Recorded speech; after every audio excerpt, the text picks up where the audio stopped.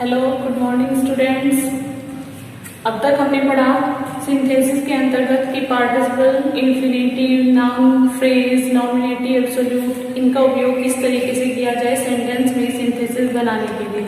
क्योंकि हम लोग क्या कर रहे हैं, हम लोग सिंपल सेंटेंस बना रहे हैं, इस चीज को हमें ध्यान में रखना है। जब हमने स्टार्टिंग की थी सिंथेसिस की तो हमने देखा था कि सेंटेंस 3 तरह के होते हैं, एक सिंपल सेंटेंस, एक कंपाउंड सेंटेंस और एक कॉम्प्लेक्स सेंटेंस। उसमें हम सबसे स्टार्टिंग में सिंपल सेंटेंस जो कि आया था उसी की करने की विधियां सीख रहे हैं, उन्हीं की तरीके सीख रहे हैं। उनमें से एक तरीका है जो हमारा नेक्स्ट आज हम वीडियो स्टार्ट करने वाले हैं, उसका एक तरीका है एडवर्ब और एडवर्बियल फ्रेज। यानी कि सिंथेसिस करने के लिए हम किस तरीके से दो सेंटेंस को जोड़ते वक्त एडवर्ब या फिर एडवर्बियल फ्रेज का उपयोग कर सकते हैं, प्रयोग कर सकते हैं।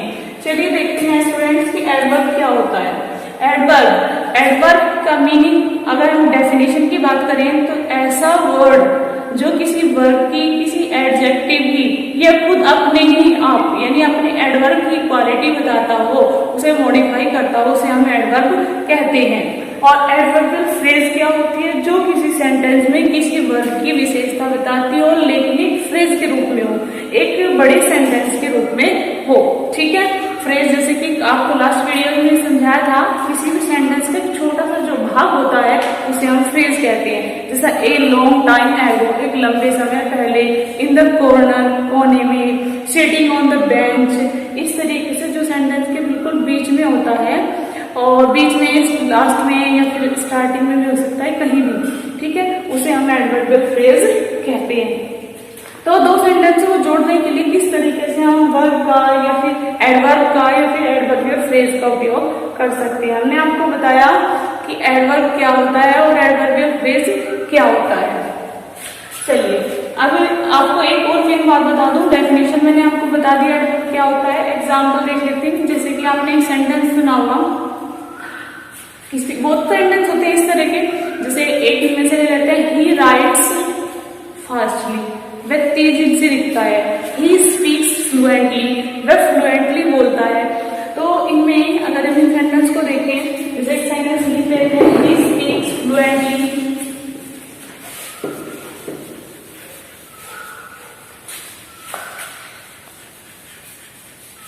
फ्लुएंटली मीन्स प्रभावपूर्वक, वह प्रभावपूर्वक बोलता है, प्रभाव में बोलता है। तो हमारी बात क्या है, स्पीक्स बोलना, और बोलने की क्वालिटी क्या है, फ्लुएंटली, प्रभाव में बोलना। ठीक है, तो ऐसा वर्ड जो किसी वर्ब की विशेषता बताता हो, हम उसे क्या कहते हैं, एडवर्ब कहते हैं। एडीवी का मीन्स एडवर्ब। तो आपको समझ में आया कि एडवर्ब क्या होती है, as a definition and as a example. अच्छा जी, अब ये देखते हैं कि एडवर्ब की पहचान कैसे करेंगे, इस सेंटेंस में कैसे पहचान की जाएगी कि ये वर्ड एडवर्ब है। क्योंकि अकॉर्डिंग टू डेफिनेशन कई बार हम नहीं देख पाते, तो हमें क्या करना है उस वक्त, अगर किसी वर्ड के लास्ट में एल वाई जुड़ा रहता है, एल वाई, अगर किसी वर्ड के लास्ट में एल वाई जुड़ा रहता है तो वो वर्ड हमारा एडवर्ब होता है। ये बिल्कुल क्लियर पहचान है इसकी, किसी भी वर्ड के लास्ट में एल वाई जुड़ा रहे। जैसे हरी में एल वाई जोड़ दे तो हरिड भी हो जाता है, फ्लुएंट में एल वाई जोड़ दिया, फ्लुएंट भी हो गया, फास्ट में एल वाई जोड़ दे लास्ट में, फास्टली हो गया।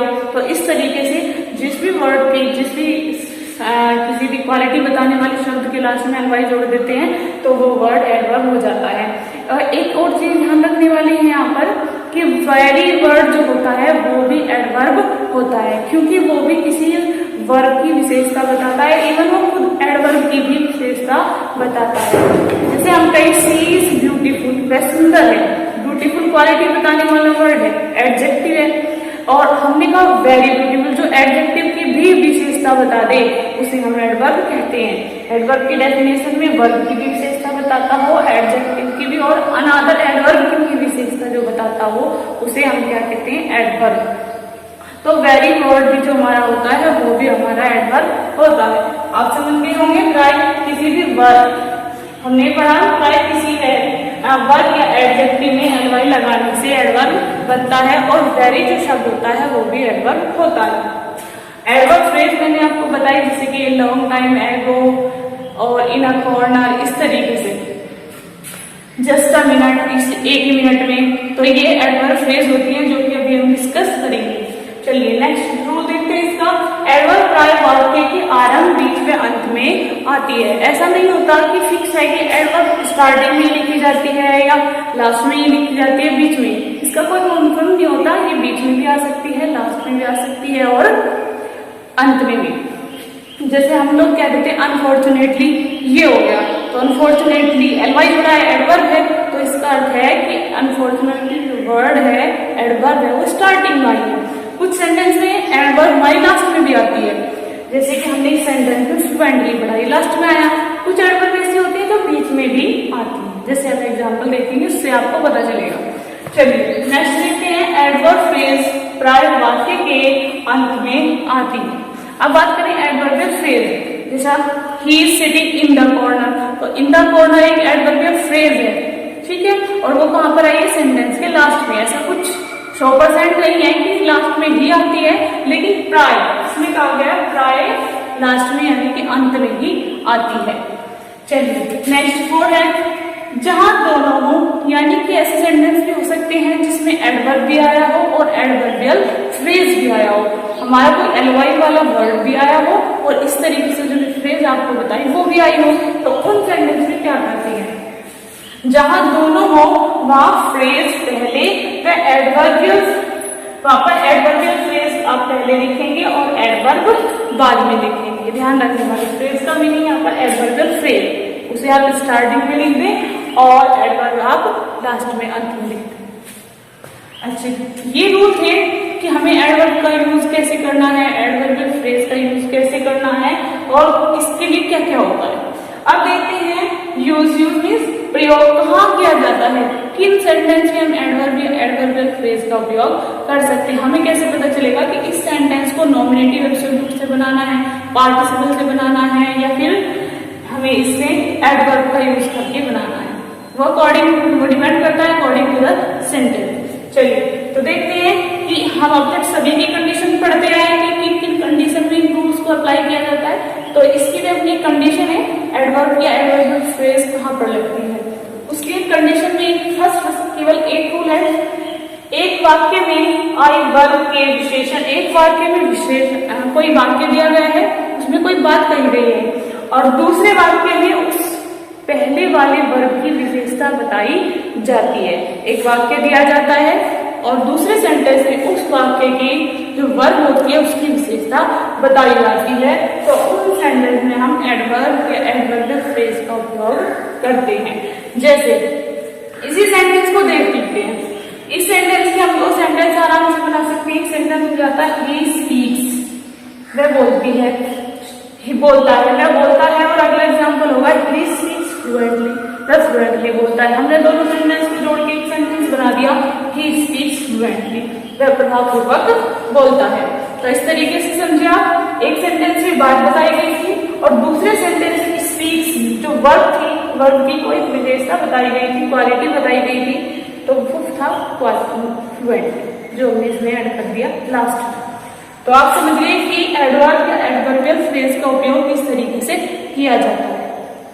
चलिए देखते हैं एग्जाम्पल के थ्रू कि एडवर्ब कैसे बनाई जाती है, किस किस तरह की एडवर्ब होती है, एडवर्बियल फ्रेज क्या होती है और किस तरीके से बनती है, और फिर एग्जाम्पल के थ्रू समझते हैं कि इन्हें हम सिंथेसिस में कैसे यूज करें, किस तरीके से दो सेंटेंस को जोड़कर एक सेंटेंस बनाएं। यहाँ पर कुछ एग्जाम्पल हैं जो एडजेक्टिव होते हैं, तो उन्हें किस तरीके से एडवर्ब बनाया जाता है। जैसे ये यहाँ पर एडजेक्टिव है और ये यहाँ पर एडवर्ब है कि किसी भी एडजेक्टिव को एडवर्ब किस तरीके से बनाया जाता है, उसमें एलवाई जोड़कर। जैसे कि आपको बताया गया था, जैसे एक वर्ड है करेक्ट, करेक्ट, करेक्ट में सही होना, तो इसमें हम लास्ट में एलवाई जोड़ देते हैं, तो ये वर्ड क्या बन जाता है? करेक्टली। और एक वर्ड है सर्टेन, सर्टेन मीन्स निश्चित होना, इसमें हमने एलवाई जोड़ दिया तो क्या बन जाता है? Certainly. Lucky, LUCKY, lucky, lucky का इसमें हम एलवाई जोड़ देते हैं तो क्या बन जाता है? लकी। ठीक है, तो इस तरीके से किसी भी एडजेक्टिव को एडवर्ब बनाने के लिए उसके लास्ट में, उसके अंत में एलवाई जोड़ दिया जाता है। अच्छा, अब देखते हैं एडवर्बियल फ्रेज, जो कि अभी आपको बताया गया था कि एडवर्बियल फ्रेज क्या होती है, उन्हें एडवर्ब कैसे बनाया जाता है। जैसे कि हमारे पास एक फ्रेज है, ये वर्ड नहीं है, वर्ड एक होता है। यहाँ पर हमारे पास 2-3 वर्ड हैं, 2-3 वर्ड्स का एक कलेक्शन है हमारे पास यहाँ पर, तो इसे फ्रेज कहा जाता है। इन अ हरी, जल्दी में, इन अ हरी मीन्स जल्दी में, तो इसका क्या होगा, हरीडली, इन अ हरी, जल्दी में यानी हरीडली। और अगर हम कहें जस्ट नाउ, इस काम को बिल्कुल जस्ट नाउ करिए, बिल्कुल अभी करिए, तो आपका जस्ट नाउ का क्या हो जाएगा, रिसेंटली। इनमें हम एलवाई इस वर्ड में नहीं जोड़ सकते, इसमें नहीं जोड़ सकते, तो जो फ्रेज होती है इनमें एलवाई नहीं जोड़ा जाता, सिर्फ एक वर्ड में यानी कि एडजेक्टिव में एलवाई जोड़ा जाता है। लेकिन अगर फ्रेज दी हो तो उनका इस तरीके से एडवर्ब बनता है। क्लियर? इस तरह के और भी काफी एग्जाम्पल है जो मैं आपको सेंड कर दूंगी। फिलहाल इस वक्त आपको समझाने के लिए ये कुछ एग्जाम्पल काफी है। चलिए अब अपनी एक्सरसाइज के लिए कुछ एग्जाम्पल देखते हैं कि आपको किस तरीके से इनका यूज करना है अपने सेंटेंस में। यहाँ पर 3 एग्जाम्पल है। सी आंसर्ड मी, उसने मुझे उत्तर दिया। हर आंसर इज करेक्ट, उसका उत्तर करेक्ट है, सही है। तो हमें दो सेंटेंस को जोड़ना है। यहाँ पर जैसे कि बताया गया था आपको, पहले जो यूज करने की कंडीशन थी वो क्या थी, एक सेंटेंस में जो वर्ब है हमारी आंसर, उत्तर देना, तो उत्तर देना इस सेंटेंस में वर्ब है। और वर्ब की क्वालिटी अगले सेंटेंस में, वर्ब की विशेषता बताई गई है दूसरे सेंटेंस में कि हर आंसर इज करेक्ट। तो आंसर की क्वालिटी क्या है कि वो करेक्ट है। ठीक है, तो करेक्ट वर्ड को हम आराम से एडवर्ब बना सकते हैं इसमें एलवाई जोड़कर। कुछ वर्ड ऐसे भी होते हैं जिनमें एलवाई नहीं जोड़ा जाता, तो उन्हें हम ऐसे भी रख देते हैं। लेकिन यहाँ पर करेक्ट जो कि एक एडजेक्टिव है, इसे हम आराम से एलवाई जोड़कर एडजेक्टिव बना सकते हैं। चलिए तो इस सेंटेंस को करते हैं, किस तरीके से होगा। शी आंसर्ड मी, किस तरीके से होगा sentence, she answered me, correct में एलवाई जोड़ दिया, correctly.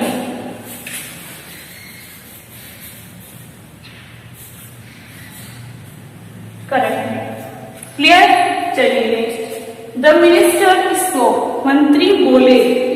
He spoke a few minute, वे एक फ्यू मिनट, कुछ ही मिनट बोले। तो यहाँ पर हमारा सेंटेंस, इसमें वर्ब क्या है, स्पोक, बोलना। और बोलने की विशेषता अगले सेंटेंस में क्या बताई गई है कि वे कुछ मिनट बोले। बोलने की क्वालिटी क्या है यहाँ पर, ये कुछ मिनट। तो हम यहाँ पर, हमारे पास एक वर्ड नहीं है, एक एडजेक्टिव नहीं है कि हम उसमें एलवाई जोड़कर उसे एडवर्ब बना दें। हमारे पास यहाँ क्या है, ये एक एडवर्बियल फ्रेज है। क्या है ये, एडवर्बियल फ्रेज। तो एडवर्बियल फ्रेज को क्या करेंगे, या तो हम उस एडवर्बियल फ्रेज का एडवर्ब बनाएं। कुछ एडवर्बियल फ्रेज ऐसी होती हैं जिनमें एलवाई जोड़कर एडवर्ब बना दिया जाता है, लेकिन अ फ्यू मिनट का कोई एडवर्ब एलवाई वाला नहीं बनता। तो हम इसे क्या करेंगे, हम इसे ऐसे के ऐसे लिख देते हैं। तो ये सेंटेंस क्या होगा, the minister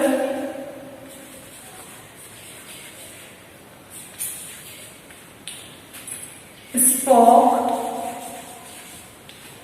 a few minutes.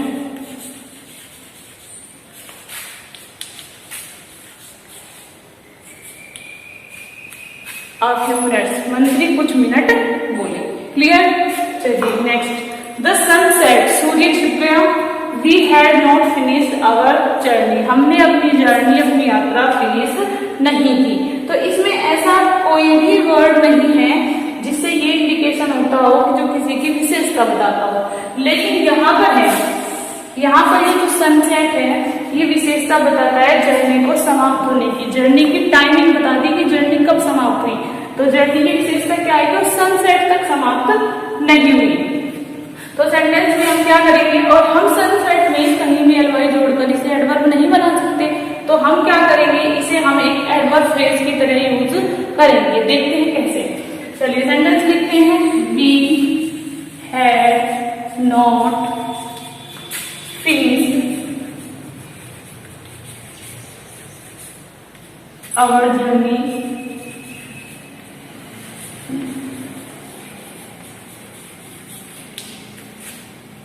We had not finished our journey, हमने अपनी जर्नी समाप्त नहीं की थी। कब तक, सनसेट तक। तो हम लिखेंगे बाई सनसेट। बाई सनसेट का मतलब हो गया सूर्य छिपने तक।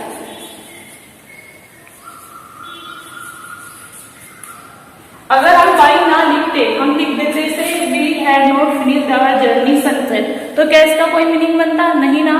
तो इसका अर्थ पूरा करने के लिए हमने लिखा बाय सनसेट, यानी सूर्य छिपने तक। टाइमिंग के लिए बाय भी लगाया जाता है एडवर्बियल फ्रेज। ये तीनों तरह के जो मैंने एग्जांपल लिख के दिखाए हैं, यहाँ पर बनाकर दिखाए हैं, ये तीनों थोड़े डिफर नहीं थे, बिल्कुल सेम एग्जांपल नहीं दिए। ऐसे एग्जांपल ये जो आपको एक्सरसाइज में करने में प्रॉब्लम ना हो, थोड़े अलग अलग। तो इसीलिए इन्हीं के बेस पे आप एक्सरसाइज को सोल्व करेंगे। किसी को भी कोई प्रॉब्लम हो then you can ask me. Okay students, thank you.